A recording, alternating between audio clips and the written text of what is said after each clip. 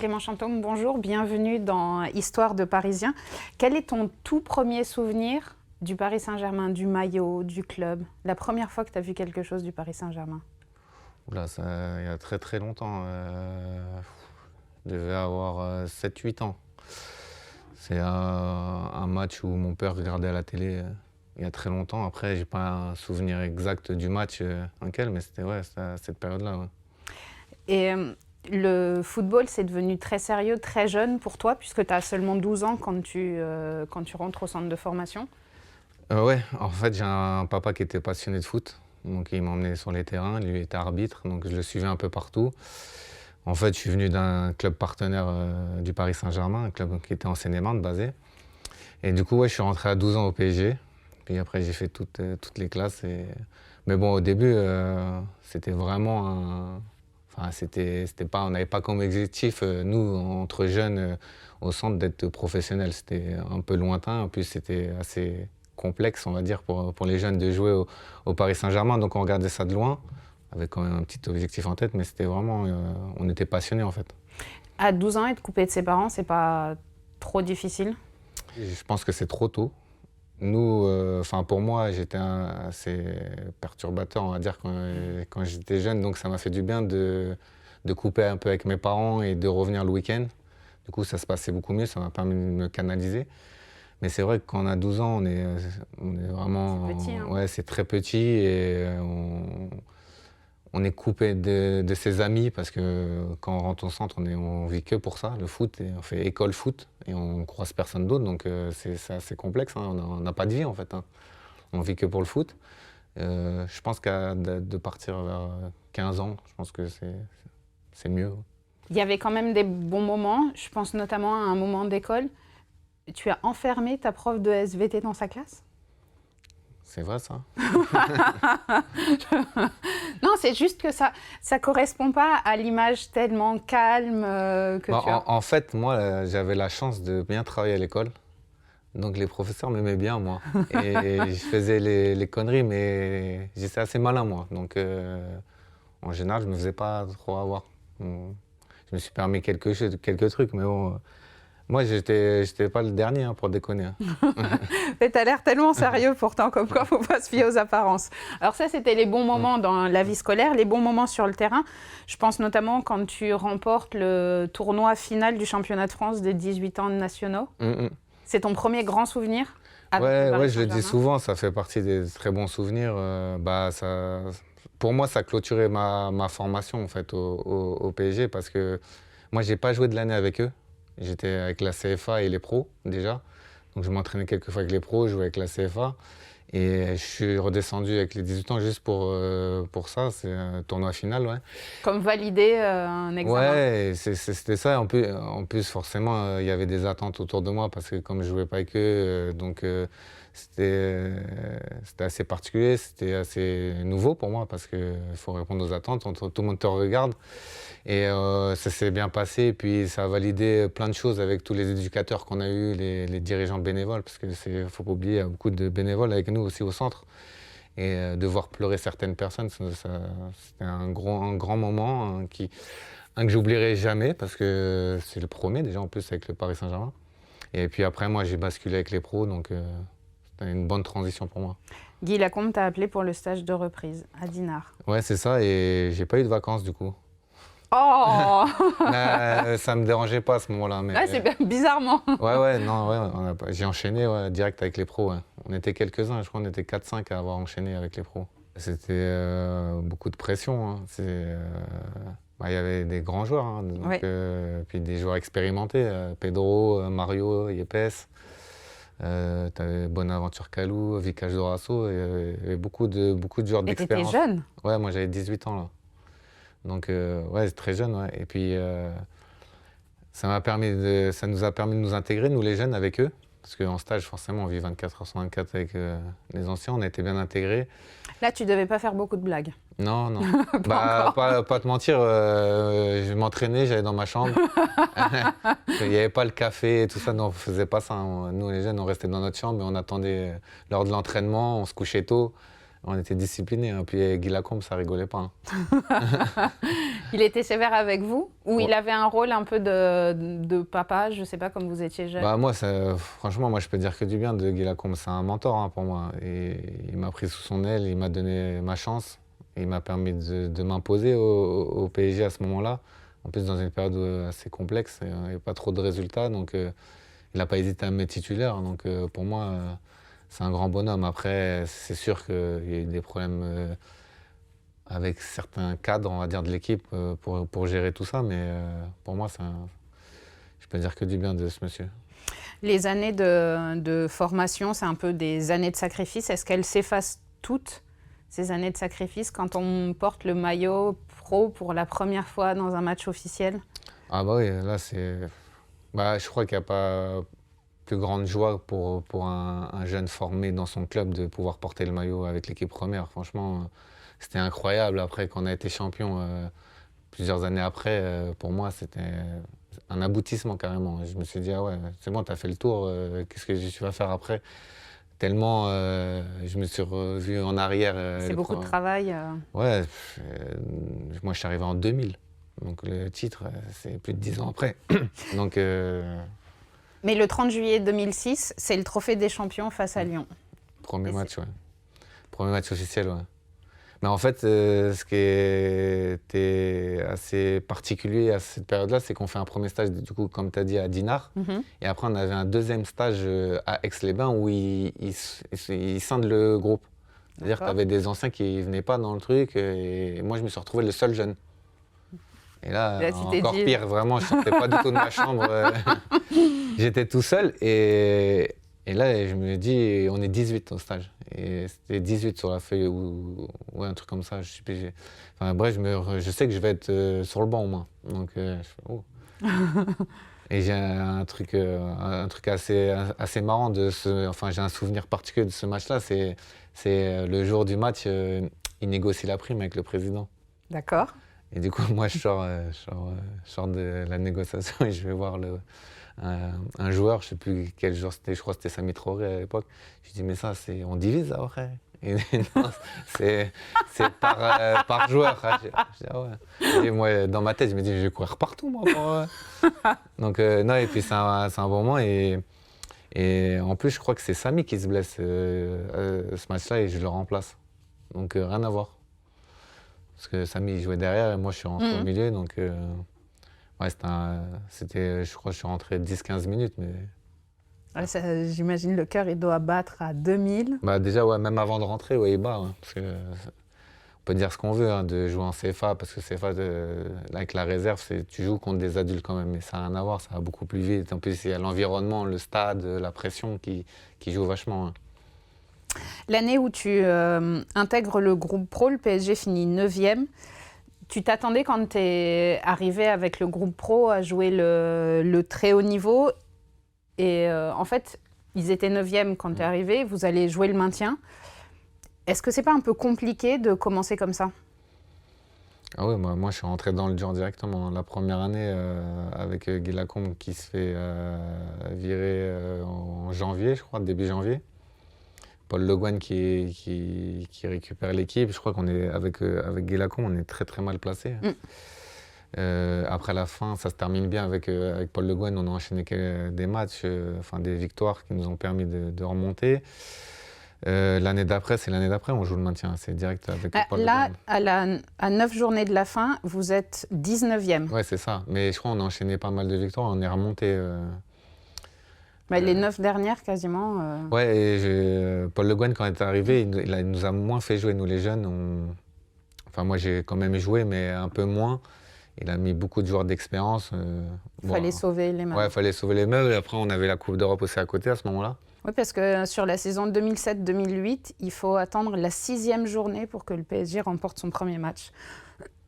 Donc là encore, ça commence difficilement.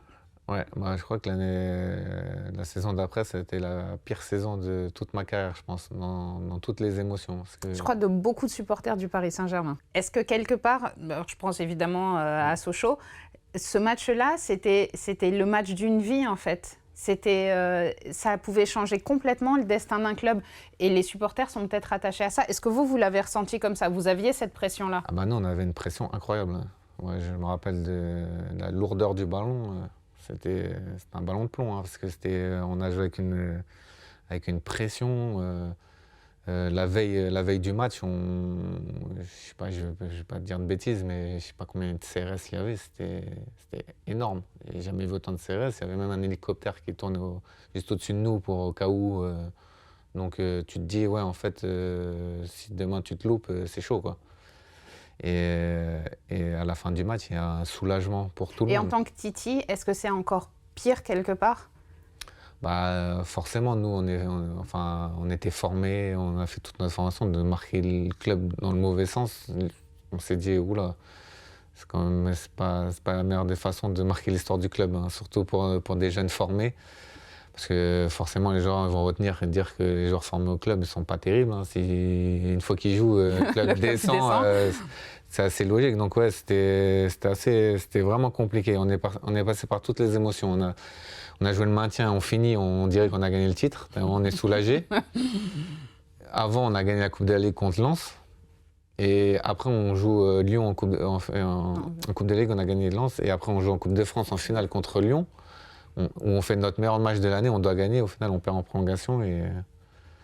Donc vraiment une saison incroyable. Et le coaching autour de Sochaux PSG, comment c'était avant, la causerie? Est-ce qu'il y avait des mots particuliers? Parce que tu parles du poids du ballon, mais ça pouvait être négatif justement. Ah oui, non mais ouais, on a serré les fesses, hein, on va pas se mentir. Hein.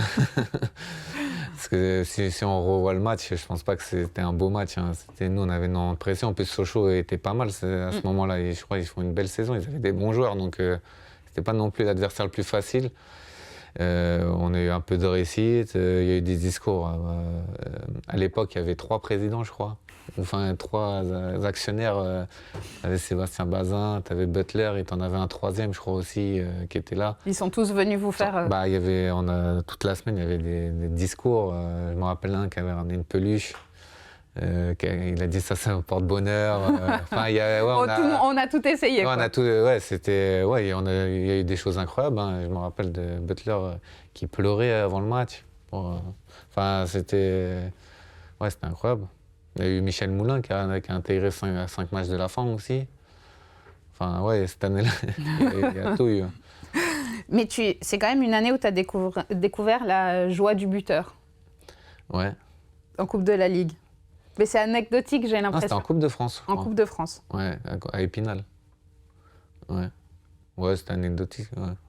Moi, mais ça n'a pas l'air de... Non, en fait, moi, j'étais pas un grand buteur. Ah bon? Ouais, Pourtant, je me suis créé pas mal d'occasions et c'est vrai que je sais pas pourquoi. Pourtant, je suis pas un joueur maladroit, mais dans la surface, c'est vrai que j'ai loupé pas mal de situations.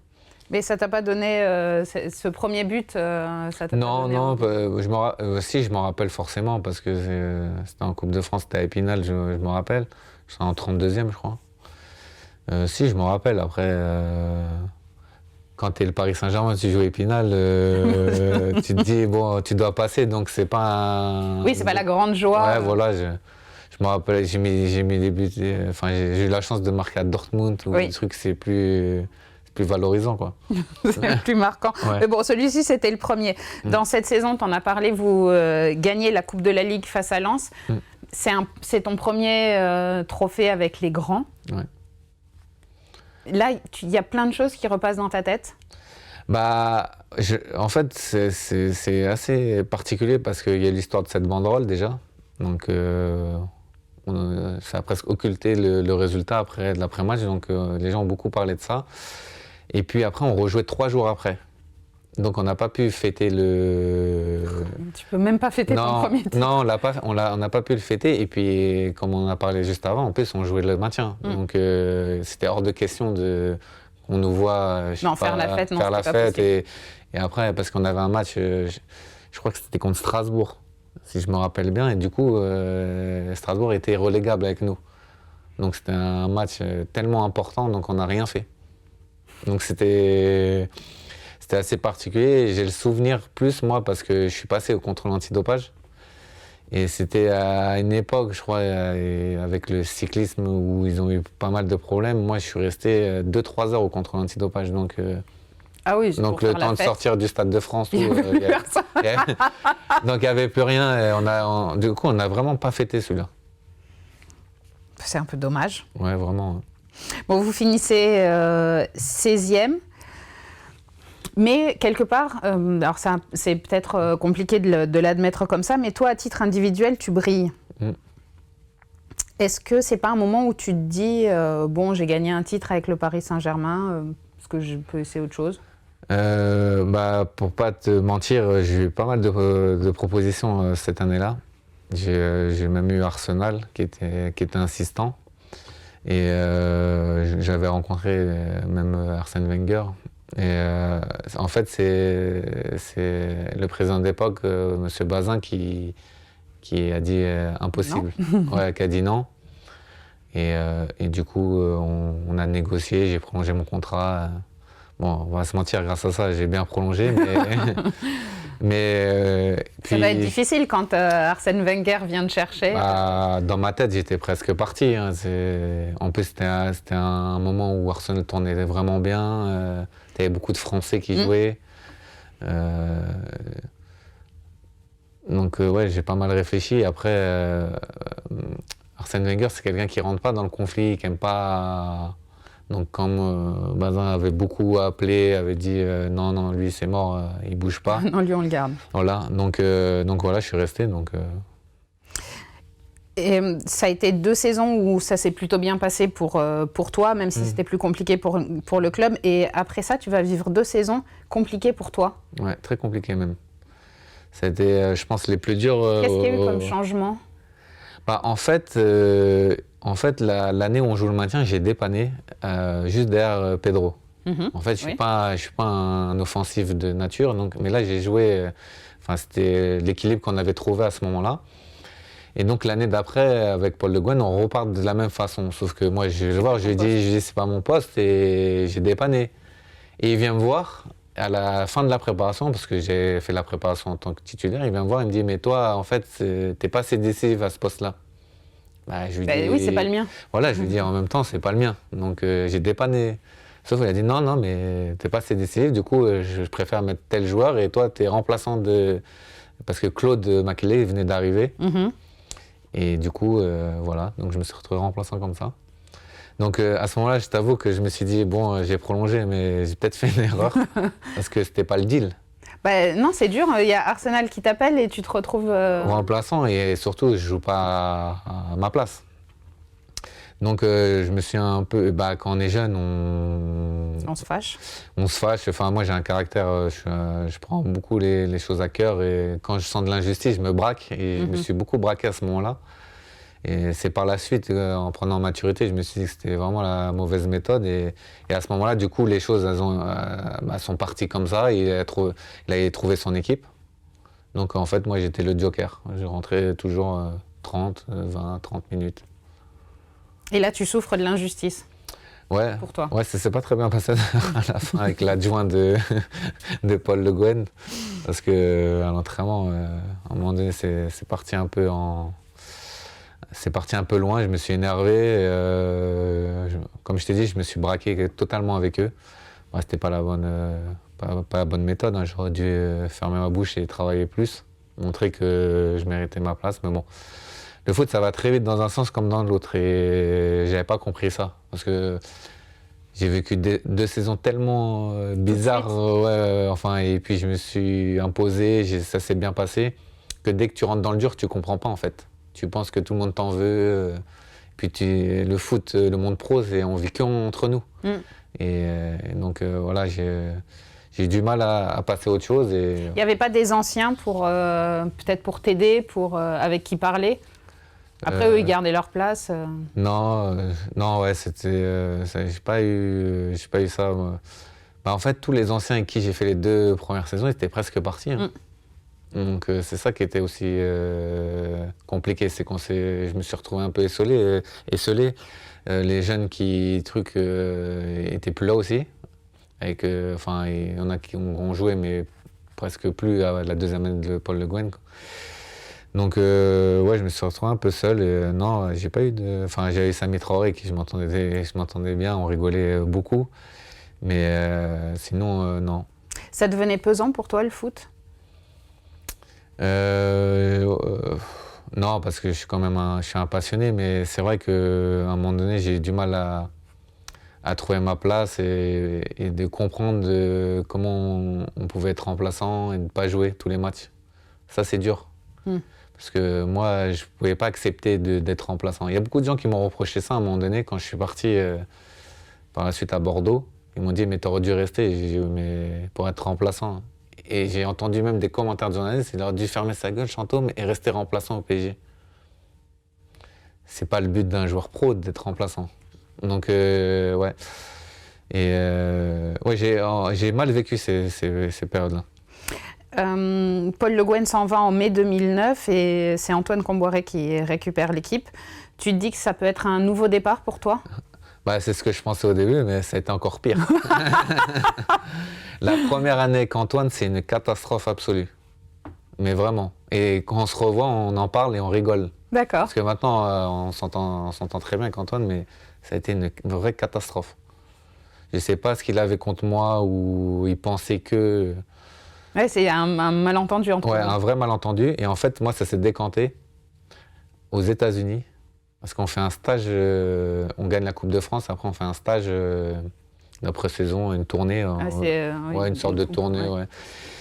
On va à Chicago et à New York, et on fait New York et après on joue à Chicago et on fait... et à Chicago, il fait des entretiens avec chaque joueur. Et il fait par ordre alphabétique. Et celui qui passait après moi, c'était Ludo Giuli. Et moi, j'appelle Ludo Giuli dans sa chambre, il se dit, viens à telle heure. Et il me dit, bah non, parce que tu passes avant, c'est 30 minutes après. Je dis, viens à telle heure. Je dis, ça va durer 2 secondes. Et du coup, je rentre, je fais mon entretien avec Antoine et je lui dis, c'est 4 vérités et je pars. J'attends même pas sa réponse. Ah oui, mais évidemment. Ouais, mais... Et en fait, Antoine... Oui, un peu caractère difficile. Ouais, moi, j'ai un vrai caractère. On dirait pas. En dehors, je suis très calme, mais sur le terrain, je suis... Et en fait, je lui dis ces 4 vérités, il a adoré. Quand on est reparti l'année d'après, moi, je pars pas titulaire ou ça, mais on est reparti de 0 et tout était nickel après avec lui. Ouais, ça paraît incroyable d'entendre ça. Et pourtant, ça va être là, j'insiste sur les buts, petite satisfaction. 1er novembre 2009, ton premier but en Ligue 1. À Sochaux. À Sochaux. Ouais. En plus, c'est un beau but. J'en ai pas mis beaucoup, mais ça va, j'en ai mis certains qui étaient... Ouais. Ouais. Mais c'est pas une satisfaction. Bah, pas à côté... Si, forcément, parce que c'est un souvenir. Tu te dis, voilà, c'est toujours plaisir. En plus, moi, j'ai intégré l'équipe de temps en temps. Et on gagne, je crois, 3 ou 4-1 à Sochaux, ce match-là. Donc, je prenais tout ce qu'il y avait à prendre. Hein. Et c'est vraiment cette conversation à Chicago qui a changé les choses. Et comment est-ce que tu retrouves une place qui était la tienne? Bah, en fait, comme je t'ai dit, dans le foot, tout va très vite. Circonstances. En fait, moi, je suis 4e dans la hiérarchie des milieux. Ah oui. Ouais. Tu peux attendre un petit moment. Claude, Mathieu Bonnemer qui venait d'arriver, Jérémy Clément. Et moi, je suis là et je cherchais un club pour partir à ce moment-là. Donc les choses étaient dites, tout était clair avec Antoine, donc pas de problème. J'étais parti me préparer en Suisse avant de reprendre avec eux. Et en fait, je suis revenu affûté et je me suis dit, là, c'est... Là, c'est la saison 2010-2011. Ouais, exactement. Et là, je me dis, il faut que tu montres qui tu es vraiment. Tu as mis les choses à plat avec lui, il n'y a pas de problème, on y va. J'ai Mathieu Bonnemer qui se claque le mollet. Et Jérémy Clément qui prend un carton rouge, qui prend 3 matchs. Donc il vient voir l'entraînement, Antoine, il dit, bon, j'ai pas le choix, hein. Vas-y. On joue à Arles-Avignon au parc, on gagne 5-0, je fais un bon match. On va à Séville en Coupe d'Europe, on gagne à Séville. Et je fais un gros match. Je ne suis plus jamais sorti de l'équipe. Donc c'est vraiment, pour moi, la définition de gagner sa place. Ouais, vraiment. Ouais. Avec le travail. Ouais, en fait, j'ai changé totalement d'état d'esprit. Je me suis dit, tu dis plus rien, tu bosses. Il n'y a pas d'injustice, tu y vas, tu bosses et tu montres que c'est toi le meilleur. Et j'étais focus là-dessus. Mais vraiment, j'étais déterminé. Et qu'est-ce qui a changé, toi, dans ta tête? Bah, j'avais pris un peu d'âge. Bah, j'ai vu des gens en dehors Oui, qui t'ont pour pour discuter. Parlé. Ouais. Parce qu'au bout d'un moment, on est souvent comme ça quand on est jeune, c'est toujours de la faute des autres. À un moment donné, il y a aussi, si tu joues pas, il y a aussi ta part de responsabilité, mais ça, tu le comprends plus tard. C'est dur à admettre, hein, parce que, comme j'ai dit, tu es dedans et tu vois que les gens t'en veulent, et ce qui n'est pas forcément vrai. Donc, à un moment donné, je me suis remis en question, j'ai beaucoup parlé, je suis parti me préparer, et j'ai beaucoup plus fait attention à moi. Et en 2011, il y a un changement de taille au Paris Saint-Germain pour la saison suivante, puisque c'est le début de l'ère QSI et l'arrivée du président Nasser El Khelaifi. Comment est-ce que toi, tu vois ce changement au début de la saison? Qu'est-ce qui change au quotidien? Bon, au début, ça change. Il n'y a pas beaucoup de choses qui changent parce que Leonardo n'est pas arrivé directement. Il a attendu. On a fait, je crois, une semaine au camp des loges au camp d'entraînement où on était entre nous, on entend dire certaines choses, mais il ne se passe pas vraiment grand-chose. Après, on part en stage au Portugal. Et là, c'est là où on voit que ça va venir. Ça change. Ouais, ça va venir. Leonardo qui vient déjà en stage, qui commence à annoncer certaines choses. Et là, chaque jour, entre nous, on rigolait de ça, c'est quel joueur va arriver. Parce qu'en fait, après, il y a un joueur presque tous les jours qui arrivait. Donc on a rigolé de ça, et puis petit à petit, ça s'est mis en place, et après, jusqu'au jour où Javier est arrivé, c'est un vrai changement. Mais ça a été progressif quand même, hein. Même si les joueurs sont arrivés, le changement n'a pas été brutal parce que comme Antoine est resté, donc on est resté dans les mêmes méthodes de travail. Le changement peut-être un peu plus d'exigence en termes de résultats? Oui, bah, il y avait plus d'attentes forcément parce que... beaucoup d'investissement. Ouais, exactement, le budget et tout, donc les gens attendent plus. Mais ça a pris du temps quand même, hein. Mais malgré tout, avec Antoine, on était premiers, hein, à la trêve. Mais des fois, il y a des souvenirs comme ça, mais si on raconte le stage qu'on a fait au Portugal, c'était du grand n'importe quoi. Pourquoi? Bah, après, c'est Antoine pense vraiment quand les Qataris arrivent au PSG, il pense sincèrement qu'il va partir. Qu'il va partir directement, donc il avait lâché complet. Donc les entraînements, il était là, il mettait des petits ponts, vas-y, fais ci, fais ça. Mais quelque part, ça a été... Bah, ça a marché, c'est ça qui est incroyable. Mais si on raconte notre préparation, c'est pour ça ce qui est marrant. Des fois, quand on se voit entre anciens, on se raconte cette prépa, on dit c'est incroyable parce qu'on n'a vraiment rien fait. Et on battait. Mais c'est une belle saison derrière. Oui, après on rate le titre parce que voilà. Montpellier fait une énorme saison aussi, il faut se l'avouer. Mais des fois en préparation ça n'existe pas ça. Justement, tu parles du début de saison quand Antoine Kombouaré est remercié. Vous êtes premier du championnat, toi tu es au milieu d'une grosse blessure. Ouais, moi je suis même parti au Qatar. Moi j'ai pas vu l'arrivée de Carlo. Tu as été le premier à découvrir le Qatar. Ouais, sur les soins, ouais, pour comment ça s'appelle ça, Aspire. Et ouais, c'était un des premiers. On était plusieurs, je crois, à être allés à ce moment-là. Je crois qu'il y avait Kevin Gamero aussi qui était venu. Ouais, j'ai passé les fêtes de fin d'année là-bas. Blessé. Ouais, blessé, ouais. Bah bon, c'est incroyable, hein, les soins là-bas, c'est un autre, un autre monde. Hein. Donc je suis revenu, donc c'était pas le bon moment pour être blessé, on va dire.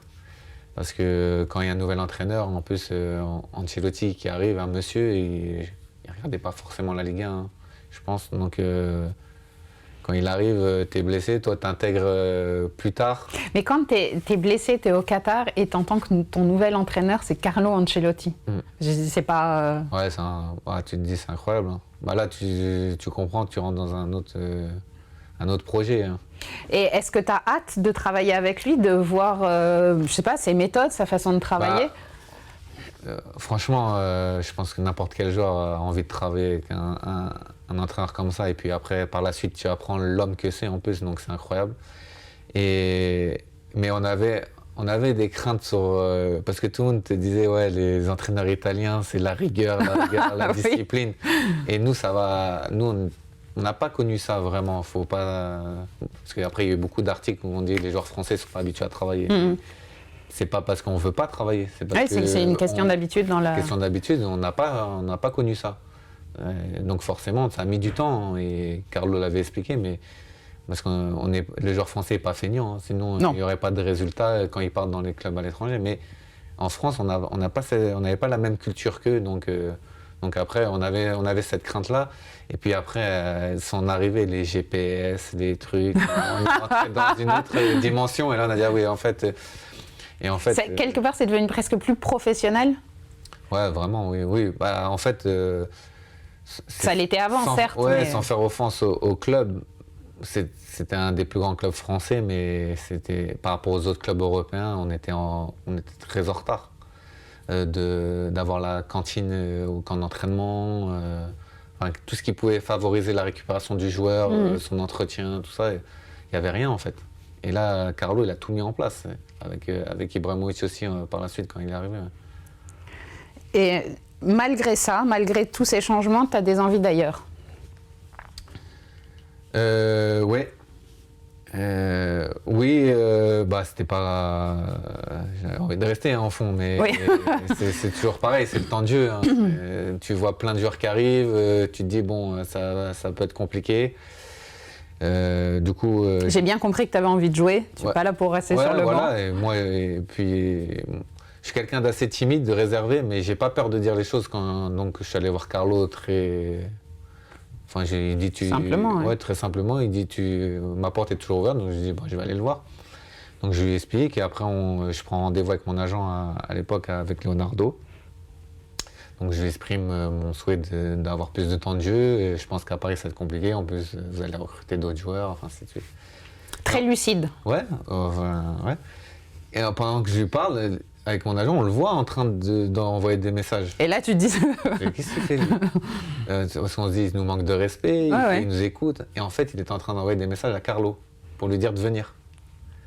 Et Carlo arrive et il me dit, hors de question que tu partes, tu vas jouer, tu verras que tu seras un des joueurs qui va le plus jouer. Je regarde mon agent, je fais, qu'est-ce qui lui arrive? Et tu y crois à ce moment-là? Je me dis, un mec comme ça... Il va pas te dire n'importe quoi. Il va pas me dire n'importe quoi, je pense. Mais j'ai quand même un doute où je me dis, je pense qu'il dit ça... parce qu'il y avait aussi... moi, j'ai eu beaucoup de contraintes pour partir à un moment donné. C'est qu'il y avait le fair play financier, il fallait des joueurs formés dans la liste. Donc moi, j'ai gardé aussi coches toutes les cases. Ouais, voilà, exactement. Donc il y avait ça aussi qui rentrait en compte, donc on s'est regardé, on s'est dit peut-être il tient ce discours pour que je reste. Voilà, mais en fait pas du tout. L'année d'après, je crois que je suis le 7e ou 8e joueur le plus utilisé de l'équipe. D'accord, donc il tient parole. Bah ouais. Et puis c'est quand même l'occasion pour toi, pour un Titi, d'entendre la musique de la Ligue des Champions au Parc des Princes. Ça, je pense pour n'importe quel joueur, tu vas leur demander. C'est marrant, on voit l'émotion dans tes yeux quand je dis ça. Ouais, non, mais c'est des souvenirs. Hein, puis même là, quand tu retournes au parc, tu écoutes la musique, ça fait quelque chose. Quand tu as été joueur, tu as vécu ce truc-là, c'est le summum pour le footeur. Enfin, footballeur, pardon. Et toi, ton premier souvenir en Ligue des Champions? Le premier match, c'est Kiev, au parc, je crois. On gagne 4-1, je crois. 4-1 ou 4-0 4-1, je crois. 4-1, je ne vais pas te dire de bêtises, 4-1. Tout se passe bien. Je ne sais même pas quoi te dire, en fait, parce que tout se passe bien. Tu vois la différence tout de suite, je sais pas. Alors, c'est l'intensité qui est pas là. C'est ce que j'allais dire, sur le bord du terrain, ça se voit quand même. On a l'impression que vous courez plus vite en Ligue des Champions. Ça va. Sur les dernières saisons, ça se voit encore plus. Des fois, le PSG gère certains matchs en Ligue 1 et est obligé d'être beaucoup plus focalisé sur ce qu'ils font en Ligue des Champions, forcément. C'est beaucoup plus d'intensité, il ne faut pas faire d'erreur. Il y a une pression qui est incroyable. Parce que PSG, avec les investissements qu'il y a eu, on te dit tu vas être champion dès le début de saison. Oui. Enfin, mais pas ça la fait réalité, partie. Mais c'est en gros les journalistes, toutes les personnes que tu côtoies. Oui, tout le monde dit vous le championnat de France. Le championnat est joué. Même les autres clubs en jouent. Hein, te disent ça justement pour que tu ne sois pas concentré face à eux. Donc, les gens attendent que tu sois performant en Ligue des Champions et tu sais que tu n'as pas droit à l'erreur. Dès que tu te loupes, la saison du PSG, elle est ratée. Non. Moi, je me rappelle, on a fait des saisons, on est allé en quart de finale contre Barcelone, le grand Barcelone, où on est éliminé sans perdre de match. Oui. Et les gens te disent, c'est une saison moyenne. Donc, ouais, c'est... Et surtout quand on se souvient de quelques années, toi tu l'as connu en plus, vous étiez à un pas du maintien, enfin de la Ligue 2, et c'est incroyable de passer, t'as tout connu en fait avec le club. Oui, je pense que j'ai vu pas mal de choses. Ouais. J'ai vu beaucoup de joueurs passer au club, j'ai vu beaucoup de présidents passer, j'ai vu beaucoup d'entraîneurs. Non, j'ai vécu pas mal de choses. Je pense que c'est pour ça que quand je pars, j'ai dit, quand je vais voir Laurent Blanc, quand je lui dis que je veux partir, je lui dis j'ai fait le tour. Parce que vraiment, j'avais fait le tour. Avant d'en arriver à ça, j'aurais voulu m'arrêter sur la déception d'avoir perdu le titre face à Montpellier. Est-ce que vous vous sentez... alors, peut-être que le mot honteux, il est trop fort, mais en colère? Pas vraiment. Non, pas vraiment. J'ai des souvenirs, on était très déçus, mais je me rappelle des discours de Carlo où il était positif quand même. Ce qui paraît incroyable, parce qu'on peut se dire que lui, il pourrait être déçu, il arrive... Où tu vois que c'est un monsieur, c'est un grand entraîneur, c'est qu'il remplace quelqu'un, on est premier et tu finis deuxième. Donc les journalistes ont tous dit Carlo, ça prend pas, ça marche pas, son sapin. Oui, c'était ça à l'époque. C'était tout le temps ça, oui. Il disait oui, sans ça, la formule sans sapin de Noël. Ouais, ça marche pas, et lui, il est resté vachement positif. Parce que je pense qu'il savait qu'il construisait quelque chose pour... Pas pour maintenant, mais pour que ça prenait à moyen terme. Il y avait tellement de joueurs qui avaient changé. Et puis en janvier, d'autres joueurs étaient arrivés. Donc on a raté quelques matchs importants où on a fait des erreurs. Mais Montpellier avait fait une saison incroyable. Donc des fois, tu peux pas... Mais là, toi, tu te dis, il y a bien un moment où le championnat de France, il va être pour nous. Là, tu sens de toute façon avec... Parce qu'on termine, je crois, avec 7-8 victoires d'affilée, nous.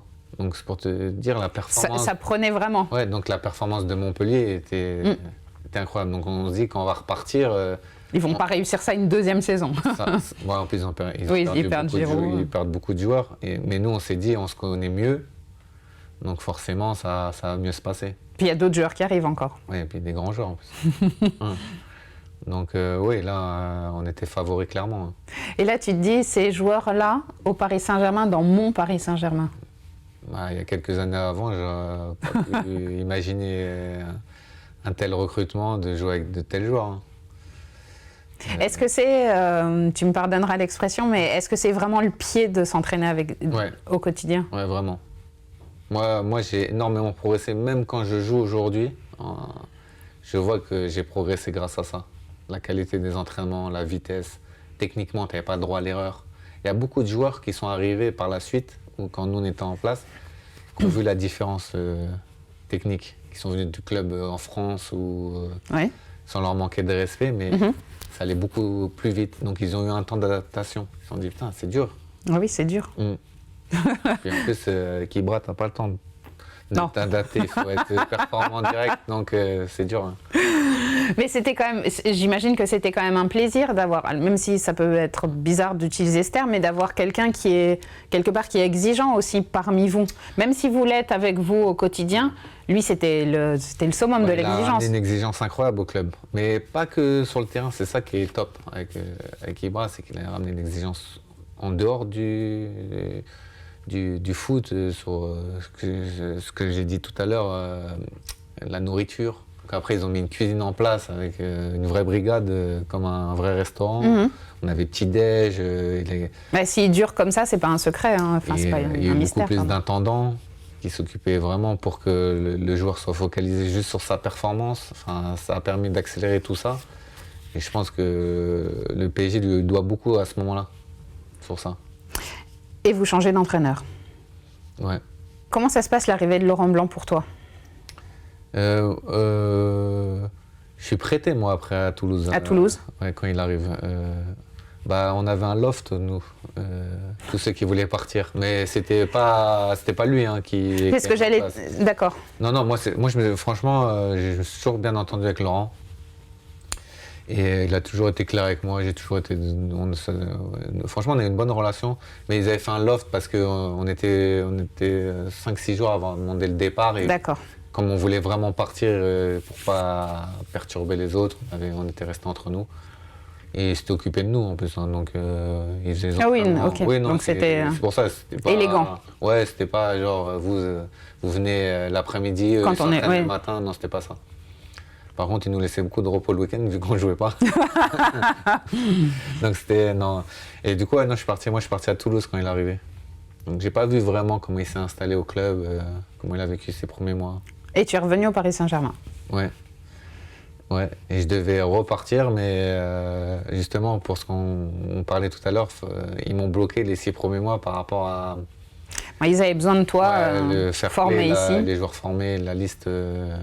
Pour la Ligue des Champions, tout ça. Donc là, je suis resté les 6 premiers comme ça, et puis voilà.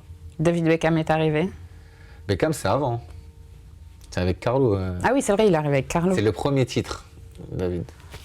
Et lui aussi, c'est... Ouais, tu te dis... t'es avec une star du foot, qui a été une grande star du foot, et en plus une star en dehors des terrains. Bon, c'était... En plus, lui aussi, c'était... Ouais, t'as l'impression que, bon, il y a toujours des exceptions, mais les grands joueurs, humainement, c'est des bons mecs. Disons, parce que lui, c'était vraiment incroyable.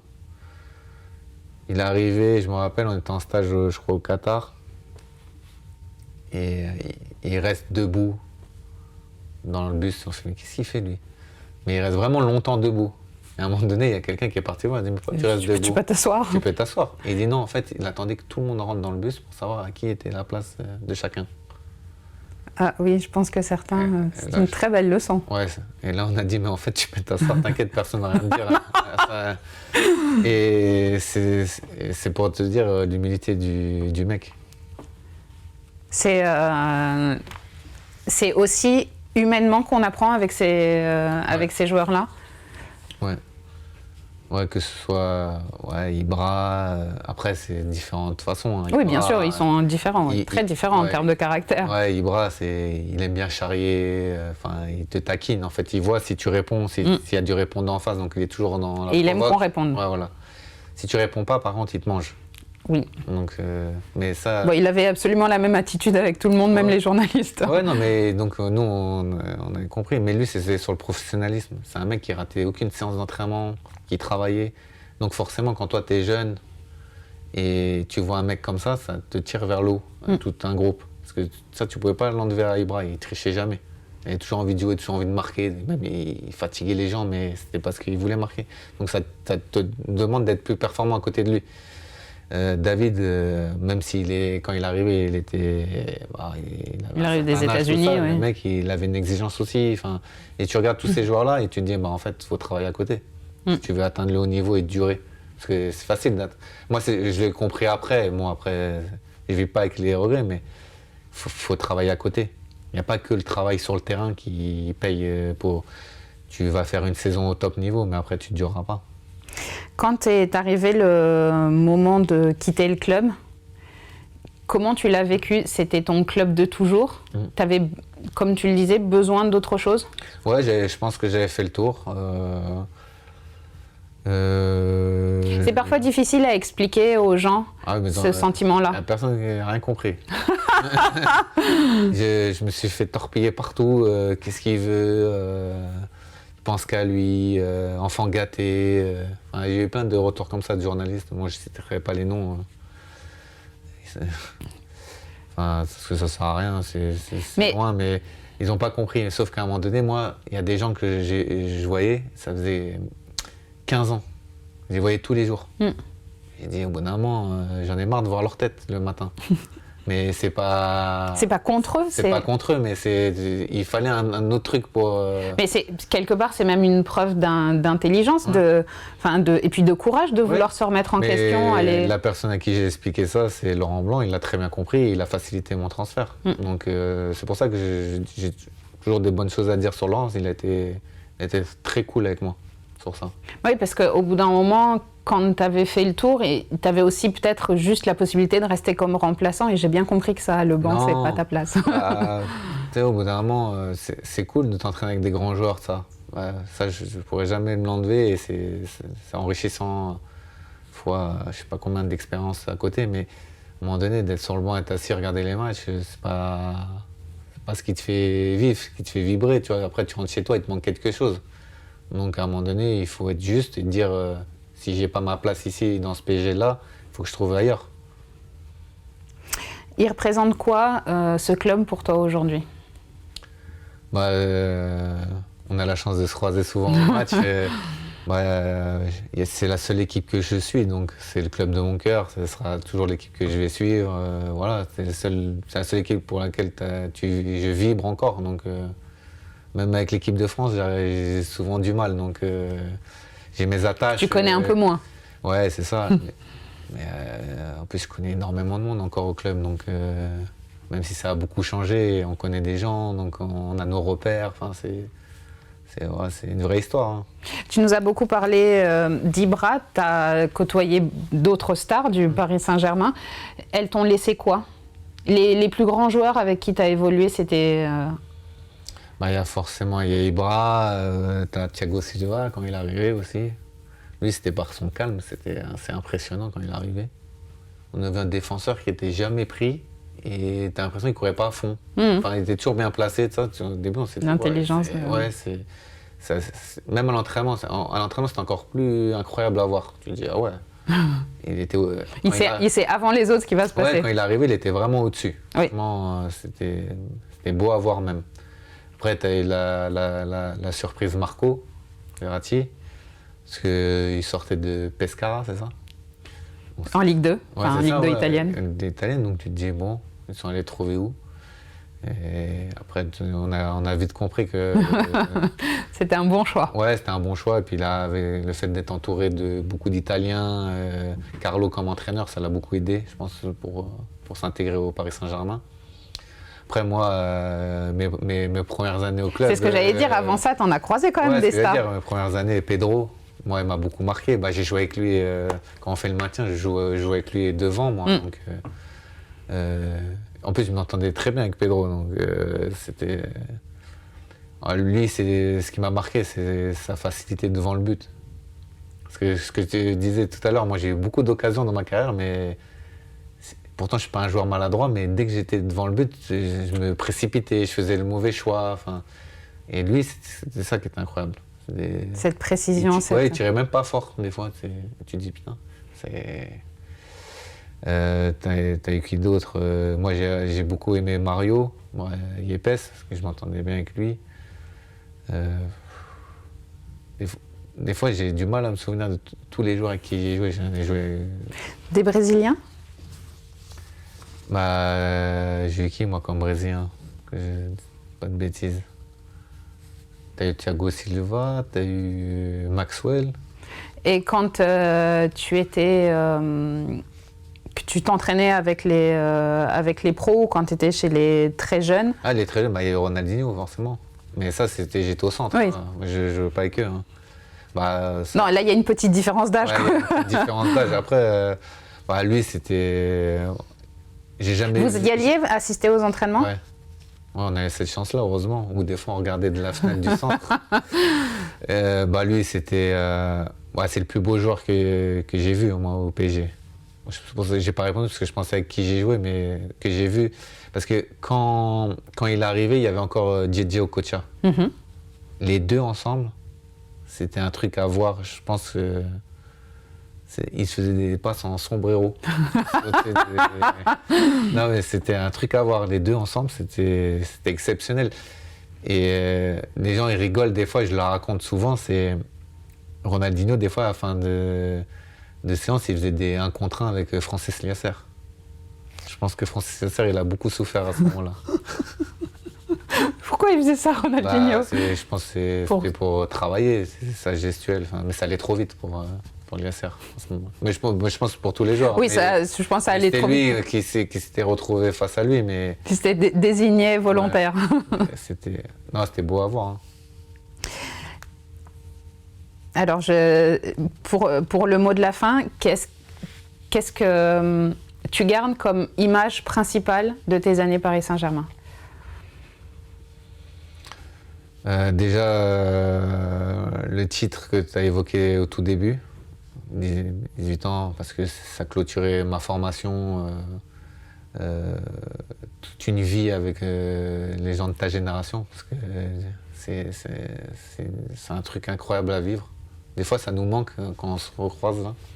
Parce que tu vis avec ta génération et chaque fin d'année, il y en a qui sont virés, d'autres pas. Des fois, on pleurait ensemble. Ah non, et tu pars. Tu vois, c'est décuplé forcément les émotions comme on est tout le temps ensemble. C'est des vraies tranches de vie en fait. Ouais. C'est bien au-delà du sport. Bah, quand on se revoit, on se raconte, on se rappelle tous ces trucs-là. C'était notre jeunesse en fait. Parce que nous, oui, c'est la jeunesse au centre. Il n'y avait pas de filles, il n'y avait rien. Nous, c'était focus foot, foot et que nos moments de vie entre nous au centre.